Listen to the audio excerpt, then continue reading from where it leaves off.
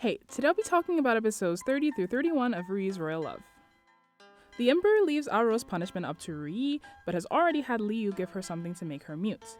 RuYi understands the double meaning that she's not to try and get any more out of her about who she was working for. In other words, he doesn't want to make this any more complicated. RuYi comes out and gets a seat set out, which is such a boss move, like way to really dig in the difference in your statuses. Anyway, while she can't get anything else out of RuYi, she does finally get to say what's been on her mind all this time.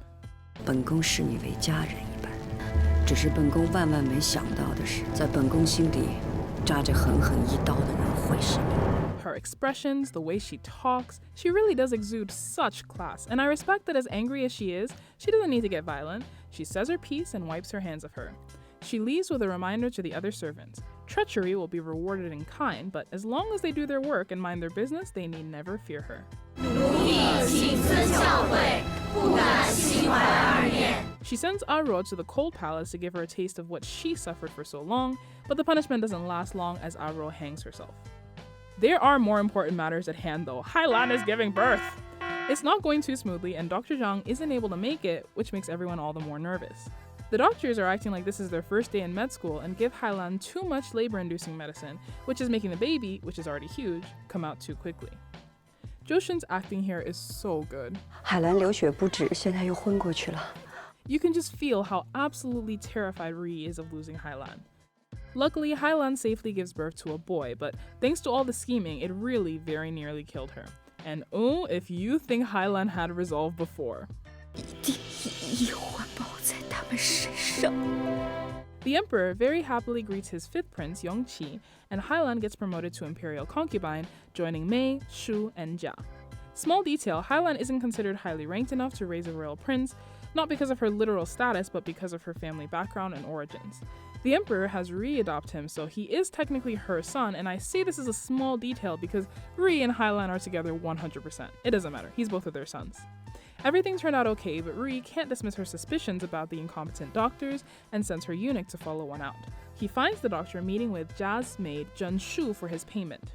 Do these payments come in installments? Because he lost his job for doing so terribly. I mean, Jia has a doctor killed later, but really he should have seen that coming. Who wants to pay a doctor's salary for who knows how many years? In addition, Dr. Zhang was unavailable because Jia had someone call him away from the palace for an urgent checkup. As we've come to expect from Jia, it was very well planned, and really it was only luck that got Hailan out alive. Now, including fifth prince, there are 4 princes. And speaking of princes, RuYi finally gets to see the first prince. I already missed that little actor, but fair enough, it's been years. And he still calls her mom. 母亲. He says he can't stay for long, but that he's worried about her the whole time she was in the cold palace. I wish we could have seen him a few times over the last few years. He loves her this much, but he couldn't manage to visit her once? Or even slip a note in through Hailan? I don't know. Although, the culprit here might be Chun. RuYi invites him inside, but he says he snuck out and can't stay for long, which is a huge red flag. That has to mean either Chun explicitly told him not to come here, or just based on what he knows about her, he knows she wouldn't like it. Either way, yikes.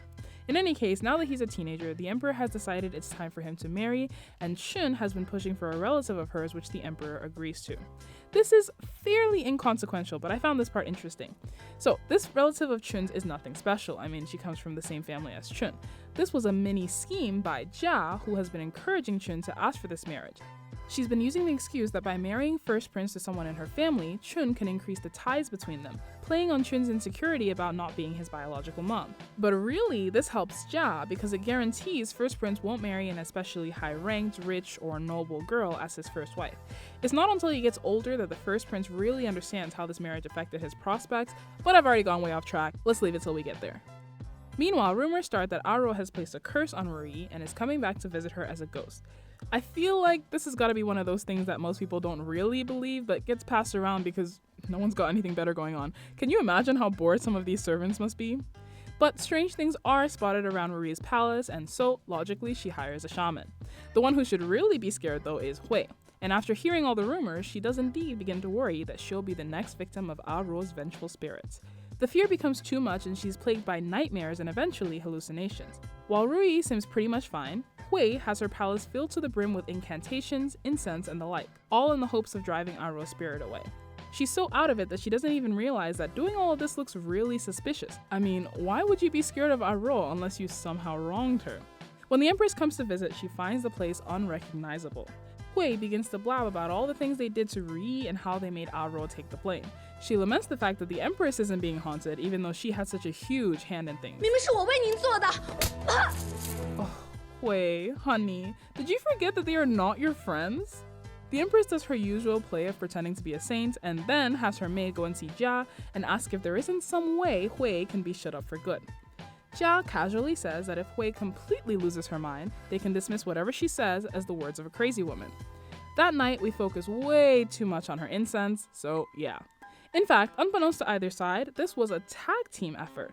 The Empress and Jia are messing with Hui's incense, but RuYi already had Dr. Zhang add a hallucinogenic to her drugs, so it's no wonder she's gone completely loony. Hoping to take advantage of the timing, RuYi calls the Emperor over to her palace as she's recently found out that Hui's head eunuch is a master of taming snakes. Weird, there was that whole snake thing at Yi's palace, not to mention the poisonous snakes at the Cold Palace. After some questioning, it's confirmed that he was behind the Cold Palace incident. 高氏依靠的是皇后。 The Emperor makes it clear that he knows how close the Empress and Hui are, and he's no fool, but simply put, nothing good will come of punishing the Empress unless she's literally being removed from her position, which I actually agree with. Hui is punished with a permanent grounding, but she's got a strong family, so he doesn't take away her position, so her family can still publicly maintain its standing, and her father will continue working hard for him. So she's still the highest position after the Empress, followed by Chun, RuYi, and with a promotion, Jia, filling out 3 of the 4 consort positions. After giving her enough time to recover, the Emperor calls for Hailan to serve him in bed. Unfortunately, thanks to her huge pregnancy belly, she has stretch marks now. And not to view this with too modern of a perspective, but I can't believe this is such a huge deal. She's so ashamed, and he's not helping at all with all his loud, disappointed sighs. So she's brought back home in shame for, stretch marks. I'm actually surprised to see that Hailan isn't happier about not having to serve the Emperor. She doesn't seem sad exactly, but maybe a bit bummed? I don't know, I can't really get a read on her. After the murder of the second prince, I realized that I don't really know her, so perhaps even if she doesn't like the Emperor, she still wanted the support of being able to serve him in bed or possibly have more children. Regardless, now that these two have such a strong standing in the harem, it's nice to see our power couple just living their lives. I 100% would have stopped watching the drama if Hailan had died during childbirth, and I think the writers knew that. Also, look at RuYi finally putting down her good girl apron and getting her hands dirty. 可本宫总有不敢，害本宫的人又不止贵妃一个。 Looks like the dawn of a new RuYi. Now for a look at the book. The one you've been waiting for, the infamous cat bag scene. RuYi has Sanbao get a gray sack and some cats and gathers all of her servants to watch. It's definitely meant as a lesson. She even starts with a little lecture about not being tempted to betray her. She stuffs Aro into the bag, followed by the cats, though I don't know how they got the cats to agree to this. The bag is tied up and Sanbao whips it, sending the cats into a frenzy as they rip and tear at whatever they can grab onto in an effort to get out. Eventually, when blood is seeping from the now red bag, RuYi says that's enough. Aro is dragged out. Her skin has been ripped to shreds, and she of course still can't talk. RuYi has her final bit of gloating and sends her off to the Cold Palace. If you want to read the whole scene, it's translated in the comments.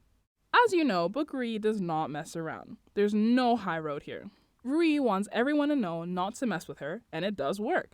After this, rumors spread all over the palaces that after coming back from the Cold Palace, Consort Xian is no longer the same person. As for Hailan's pregnancy scene, it's so good! Hailan is in and out of consciousness, and RuYi is begging her to push. Thanks to the prenatal meds, the baby is too big, and Hailan is so much bigger than she's used to being that she also has no strength. My favorite part is when RuYi is holding her hand and says to her, Hailan, it was so hard in the Cold Palace, but because you supported me, I made it through. Now we've finally been reunited. If you give up this easily, I swear I'll never forgive you. And that's when Hailan grits her teeth and starts pushing again. It's a fantastic scene, and I wish they would have added it. Because, as we know, the doctors were paid to be incompetent, Hailan really suffers during this childbirth. The book goes into more detail about the delivery, and though they don't say it by name, it's gotta be a vaginal tear, especially as 2 big risk factors are a large baby and a quick delivery. So I think the name is pretty self-explanatory. Afterwards, the protocol is to stitch things up and let her heal, and that's exactly what they do. But considering the time period, you can imagine how terrible that must have been. Anyway, the point is, all of this suffering was completely unnecessary, and in this case, it was caused by our wonderful Empress. In the novel, the Empress is behind Hailan's prenatal meds, and as is the pattern, she's just a much worse person than she is in the drama. This scene in particular is very creepy. She's gloating about how Hailan's stretch marks will never go away, and she's overheard by her daughter, the third princess. When she asks her mother what she was talking about, the Empress says, "It doesn't matter. Whatever it was for your good, and mine as well. In this place, there are so many people who want to harm us. Whatever I do is for our protection. Your brother has already died. I no longer have a son to rely on. I can only rely on myself." To which the princess responds, "I will definitely help Royal Mother. Whoever you don't like, I don't like." So yeah, Mother of the Year. Till next time, thanks for watching.